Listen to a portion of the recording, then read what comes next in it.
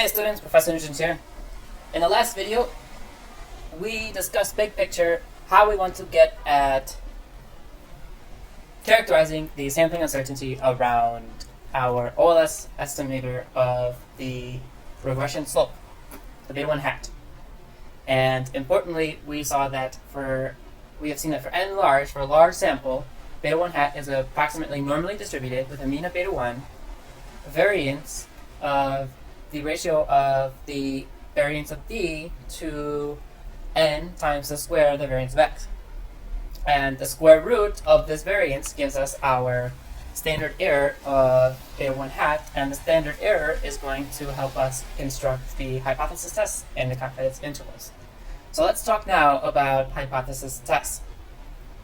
The objective is to test a hypothesis like beta 1 equals 0 using data, the data in our sample, to reach a tentative conclusion whether the null hypothesis is, whether we can reject or whether we cannot reject the null hypothesis. We never really conclude, we don't want to conclude that the null hypothesis is correct. That's an error of the publisher. We either reject or fail to reject. That's important. Okay, so what does it mean to test the hypothesis that beta 1 is equal to 0? You're testing whether there is a statistically significant relationship between x and y, right? You come up with a magnitude for the slope, but we want to test whether that slope is different from 0. And we can use either a two-sided or one-sided hypothesis for this. Usually we're going to use a two-sided alternative. Using a one-sided hypothesis test imposes some judgment about the value that, or the sign that the slope may take, and it can be ambiguous whether the sign of the slope should be positive or negative because of the many factors that often influence a relationship between two variables. And so we like to do a two-sided alternative to allow for the possibility that a slope may be either positive or negative. Okay, so the null hypothesis and two-sided alternative, we're going to state the null hypothesis that beta 1 is equal to some value versus the alternative that it's not equal to that value. And what we're trying to do, recall, with hypothesis testing, we're trying to prove the null hypothesis false. If we can prove the null hypothesis false, then we can reject it in favor of the alternative. Okay, so beta 1, 0 is the null hypothesis value under the null, and typically we are going to test whether beta 1 is equal to 0. If we can reject that beta 1 is equal to 0, then we have evidence that there is a statistically significant relationship between the variables x and y in the magnitude calculated using our software. If we cannot reject that beta 1 is equal to 0, then we have evidence that there is no relationship between x and y. A statistically insignificant relationship between x and y. Okay. So the general approach for hypothesis testing in regression analysis. So the general approach for hypothesis testing in regression analysis is really quite the same as hypothesis testing for testing the value of the mean of a variable. In general, we are going to construct a test statistic, which is the difference. So the test statistic, the t, that's the difference of the estimator and the hypothesized value. In our case, we're looking at the estimated value, beta 1 hat.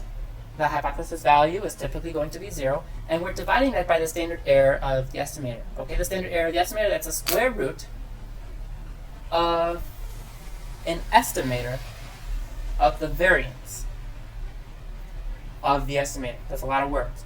What are we looking at? What are we talking about when we think about the square root of an estimator of the variance of the estimator? We're talking about the square root of this thing.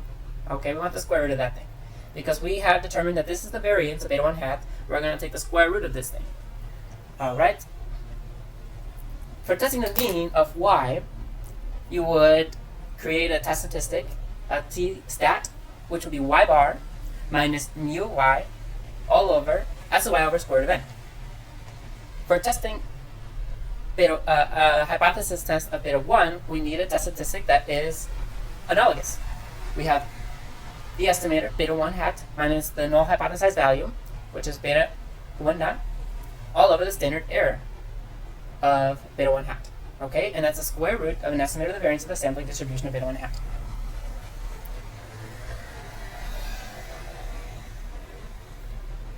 Now, let's talk about the standard error of beta 1 hat so that we can move forward on this test statistic.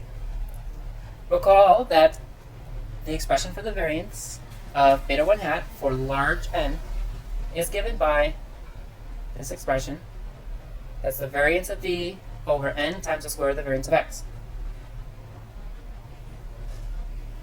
These things are population variances, and as I've indicated in the previous video, we can estimate the population variances using estimators constructed from the data, so the sample statistics. So an estimator of the variance of v would be the sample variance. An estimator of the variance of x would be the sample variance, right? And we're going to substitute those things in so that we get this expression on the right hand side. We can plug in our values from the data, the xi, the xy, the ui, in the numerator, the xi, the xbar in the denominator, how big our sample size is, and get a value for the variance of the beta 1 hat. The characteristics that this variance is inversely proportional to sample size and to the variance of x, that holds, right? We have just replaced the population parameters with the sample statistics so that we can get a value, an estimate of the variance of beta 1 hat. The square root of this thing, right? So we have just copied and pasted what we saw on the last page.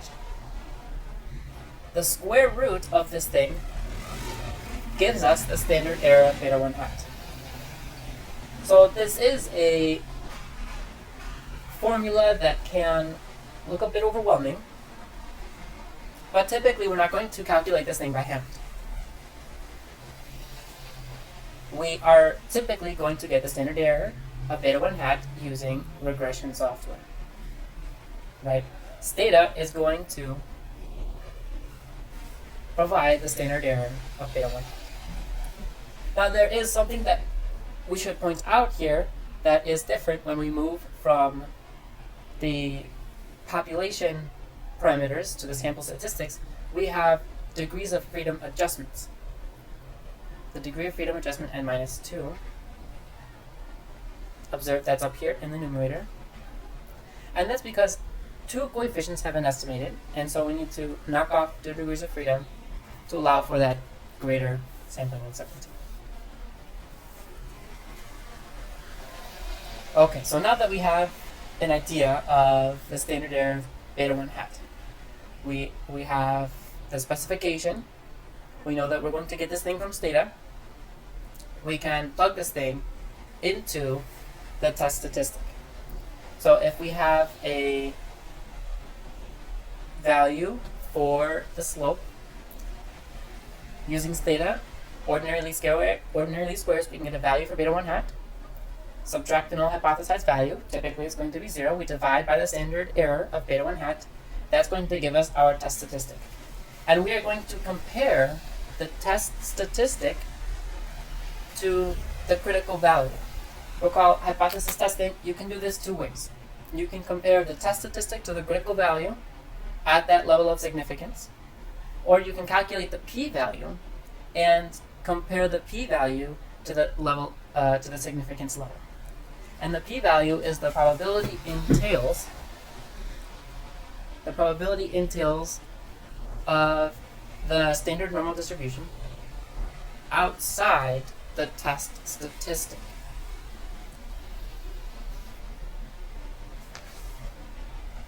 the p-value, what we mean by the p-value, recall, this is the probability of observing a test statistic at least as extreme or different from the estimate which has been observed.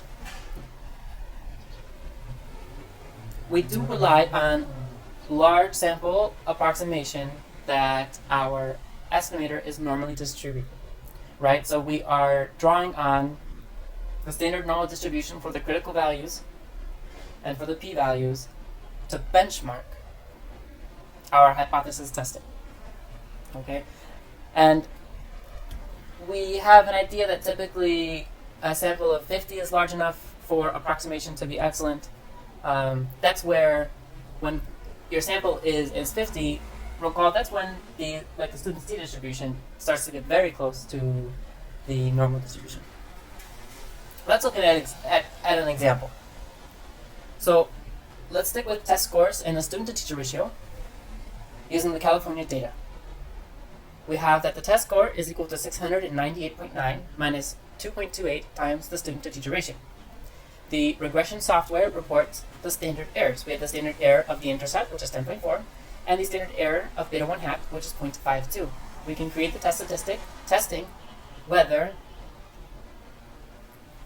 well, let's write down the null hypothesis. The null hypothesis is that beta 1 is equal to 0. So we can create the test statistic to test the null hypothesis that beta 1 is equal to 0. Now the test statistic is beta 1 hat minus the null hypothesized value over the standard error. The value of beta 1 hat is negative 2.28, null hypothesized value is 0, standard error is 0.52, and so we get a test statistic of negative 4.38. So for two-sided hypothesis test, the 1% critical value is 2.58. So we reject the null at the 1% level of significance. There is nuance here